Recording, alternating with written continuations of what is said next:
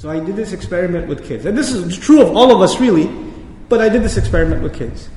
I said, okay guys, if we're walking down the street and we see a guy who's homeless, he's living in a cardboard box, right? And next to him is a gate, and in the gate there's a guy who lives in a mansion. Really wealthy guy. Who do you think is successful? What do the kids say? Honest answer. They said the guy in the mansion is successful. The guy who's in the cardboard box is a failure. The one who graduated high school is a success. The one who dropped out is what? A failure. The one who won the election is a success. The one who lost is what? A failure. We measure success and failure in these terms. The one who got the job is a success. The one who lost the job is a failure. The one whose business thrived is a success.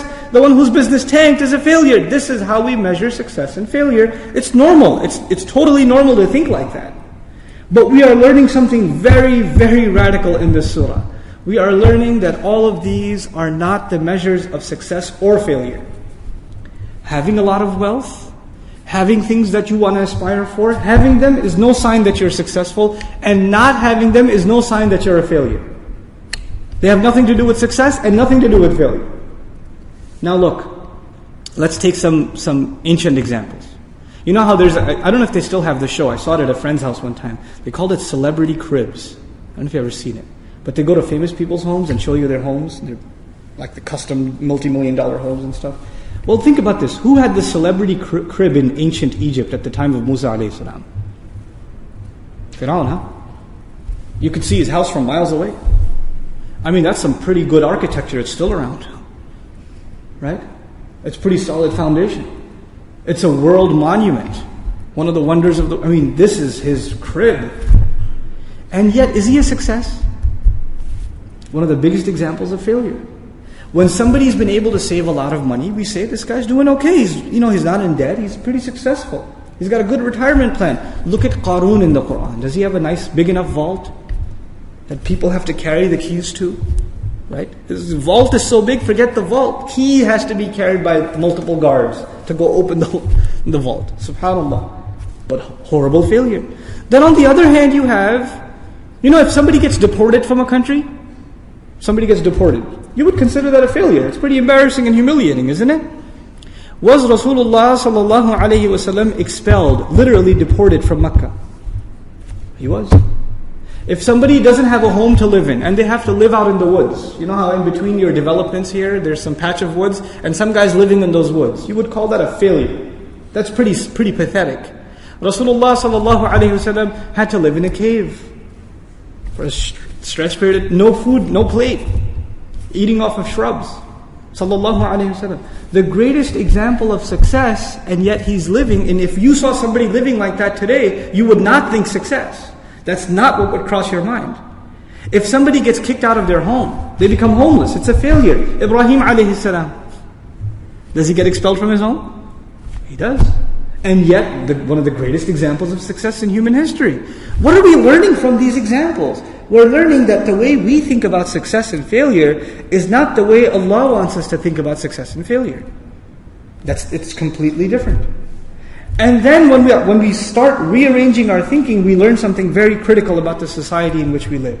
And all of this is the message of this surah, by the way.